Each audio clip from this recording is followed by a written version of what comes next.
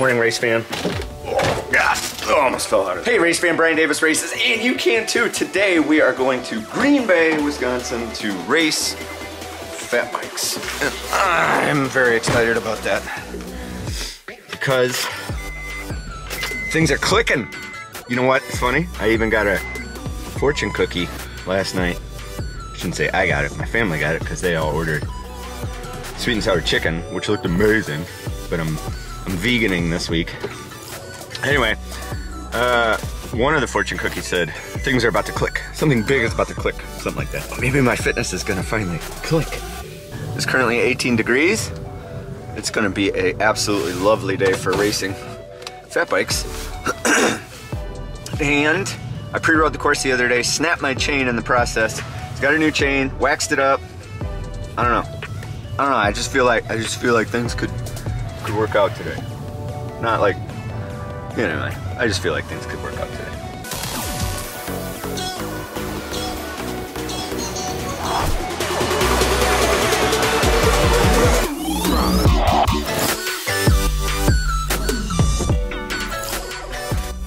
Alright, just got done with the pre-ride. The course is just really hard to see. The course is good though, it's fast. I've got a little bit of snow last night that kind of marbled things up in the corners. The berms though are nice and firm, so you can rail those if you're confident. Pressure, I'm running 8.75 truly, and 10 in the rear. 8.75, 10 in the rear. 8.75, 10 in the rear. 8.75, 10 in the rear. 5. Gotta remember to have my food. I'm trying something new today. I'm trying the Breathe Right strip. This congestion thing is a little bit worse than I thought. I spent some time at that Airbnb house cleaning up the fireplace area, and man, I must have got a ton of ash in my lungs. It wasn't much work, but that's the only thing I can think of that's unusual. Okay, let's go race bikes. This time I'm serious. Baby, we're gonna go fast today. We are at the back ass of Green Bay Country Club. It's not very impressive back here, but I assure you it's a very nice place. So, snow dogging it up. Thanks for all your work. Broken Spoke, Snowcrown series people, amazing. I'm excited to race. One other little news update, I'm finishing another Airbnb, and that's taken a lot of my time for the last 3 weeks, so that should be done this week. And then hopefully I can get back to making some more videos on a more regular basis, so sorry for that. But today you're gonna get a race video, and it's gonna be awesome. And I think I'm not gonna suck too badly, barring any mechanic. Or crash. Let's not crash. Let's not crash. Let's not crash. Yeah, I don't wanna crash. Man, I'm excited to race. Are you guys excited? I hope you sign up for a race. Watch this, say, screw it, I'm doing it. Sign up for a race. Right now. And then, well, before you go, smash the like button. Leave a comment down below. Okay. Let's go race. It's 20 degrees outside, but there's a little bit of a wind, and the feel-like temperature is 8. It feels colder. It definitely feels 8. That's at least accurate. So anyway, Japanther boots, Follow Hollow socks. Go to followhollow.com and pick up your own. They're amazing. I swear, it's not just me saying it. I keep getting stopped by people saying that they love the socks, so I'm not alone, I swear. 4 windstopper bib tights, whatever, speed suit. A Gore base layer, another base layer below that, and then the vest.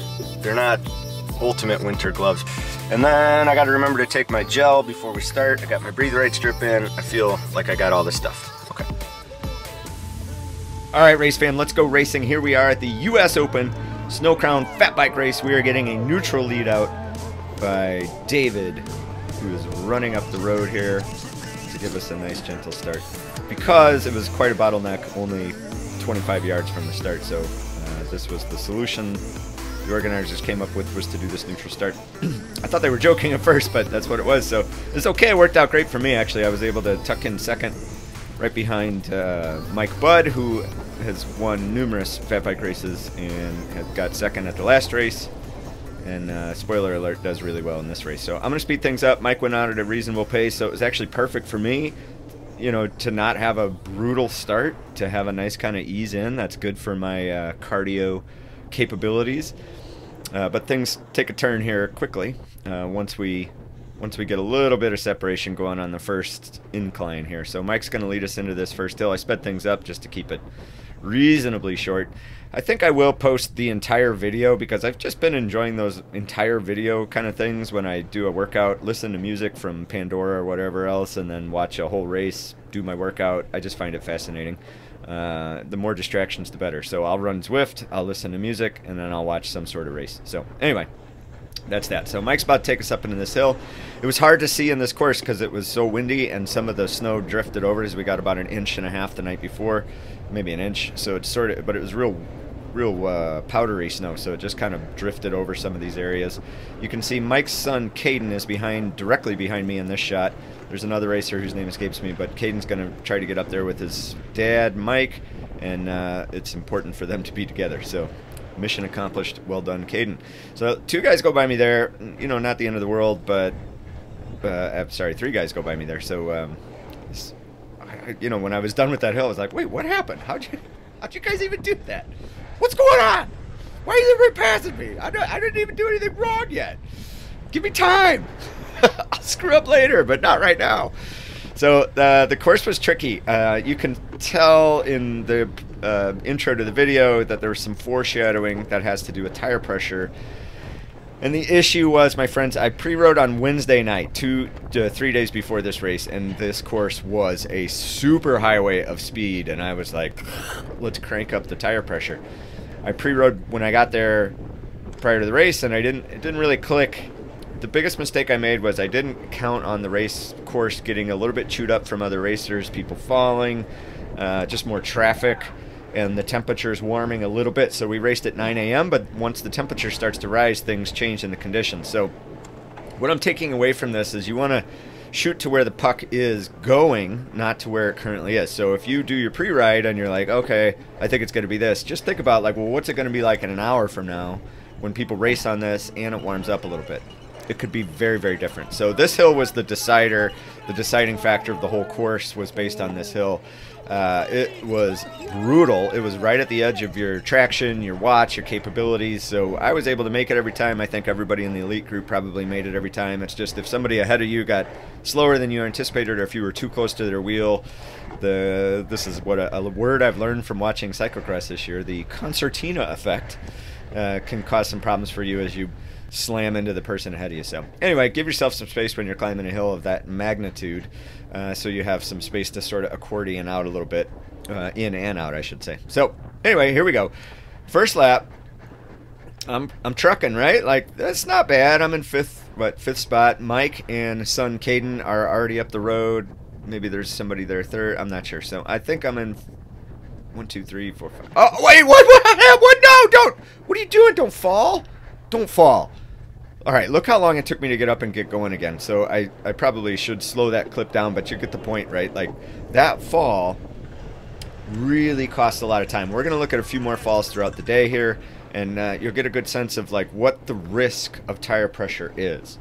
So I put mine, like I said, at 8.5, 8.75, up to 10. That's way too much. After the course of the whole day, what it should have been was probably a 6 and a 7, or a 5.5 and a 6.5. And if you're watching this, you're like, well, what's the big deal? What does tire pressure matter? Oh my God. Tire pressure is the whole thing in fat bike racing and cyclocross racing. So if you're doing a lower category and you're like, oh, I just show up to the line with whatever pressure, please, for the love of God, get yourself, I highly prefer the analog pressure gauges, the low pressure. You got to make sure it's low pressure, that it only goes from 0 to like 20 to be able to get the fat bike range. So anyway, I fast forwarded a bunch of stuff, went through the first lap. Now we're on the second lap. Leah catches me. She's going to be the winner of the elite women's category, and she blows my doors off here, and I'm feeling like a little dejected. The falls take a lot of effort, you know, and it takes a lot of mental fortitude to kind of get yourself back up and running. This is a long time after the fall, so that's no excuse, but you can see here Leah's way ahead of me.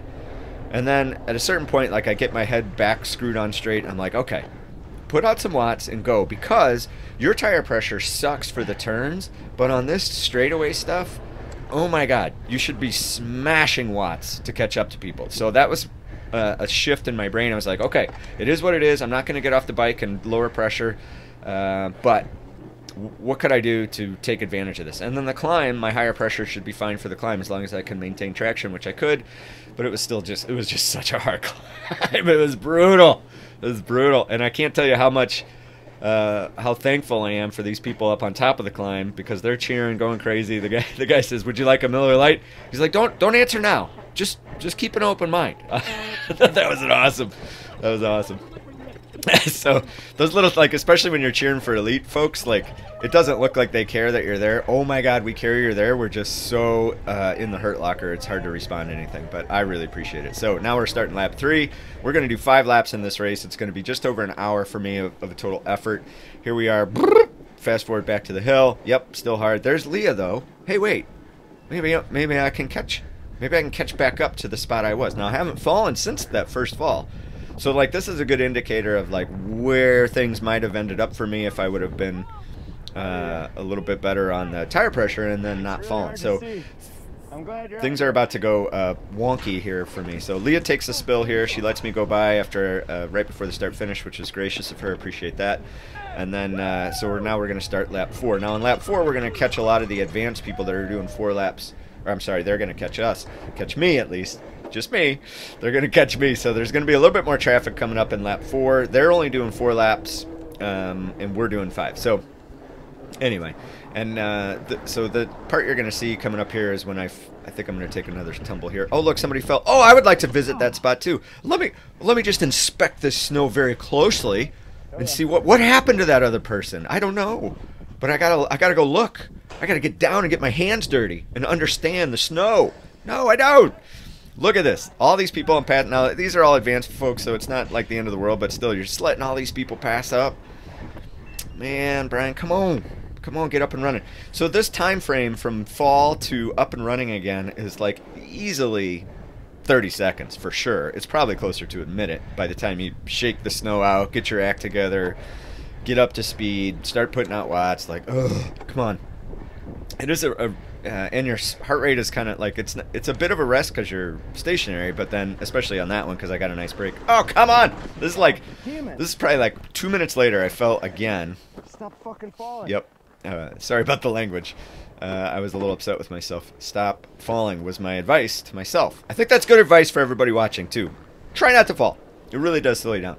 So the risk here is like what tire pressure can you get away with versus what's the danger of falling? Well, clearly I was on the wrong side of that equation by a mile in this race. So anyway, I want to review a couple things. Fitness was good. Fitness was good. Fitness is really good right now. Coach Zach has got me just, I feel awesome. The strength training we did in the off season, huge. I'm going to do a video on that. I'm going to do a video on that and explain to you guys how I feel after doing the strength, what we've been doing, what the results are. It's going to be a good video, so hang on to that. All right, now we're going to start the fifth lap here. And I'm like, at this point, like, you know, things are not going to go great for me. So let's just finish this bad boy up and be done with it. So, oh man, another, you know, like your brain gets kind of sidetracked. Like, oh, there's a thing there I got to avoid, and then you just go off into nowhere. So, unfortunate. Appreciate that person, you know, letting me go by. I don't know. I'm sure their fall caused a divot, which caused me to fall, which then created more opportunities for people behind me to fall or in the next races. So we raced first, which is a little bit unusual on the day, and then there were more categories that raced behind us. So I stuck around for the racing. I got some video of those folks racing, so be sure to watch this whole video and get to the end because there's some cool shots of just kind of the overall scene of the day, which was really fun. It was an awesome race. Everybody did a great job organizing it. So here I am for my big sprint finish here in lap 5. Subscribe to the channel, like, comment down below. What could I have done better? Obviously tire pressure, but what else? Let me know. All right, thanks for watching. Oh, keep watching. Keep watching. All right, race fam, race report. Fun race, had a good time. I fell a lot. I think I won the Snow Angel competition. I'm going to give myself that prize. I won the Snow Angel. I'm just going to say it. I won the Snow Angel competition. And I got a good, those are nice. I like those. So, yeah, man, I'm not like even tired. I just couldn't put power down because it was so much more slippery than I thought. I had way too much air pressure in there. I had 10 and 8.5 or 8 3/4, and it should have been 8 and 7 or even 7 and 6, because I didn't count on, the mistake I made is I did not count on the churn from other riders after lap 1, and then just a little bit of additional snow blowing caused some issues. And then whenever somebody fell, which I fell a lot, created a bigger rut and kind of an issue. So there was that. But oh well, I had fun, and that was the #1 goal today. Remember, #1 goal, have fun. Check. Number 2, do decently. Maybe I don't get to give myself number 2. They always stick around and watch us, and I think that's cool, so I'm gonna stick around and watch them. So there you go. I forgot to bring my boots for after the race, so I'm still in my race shoes. Luckily, I make really good socks, and my feet are not cold.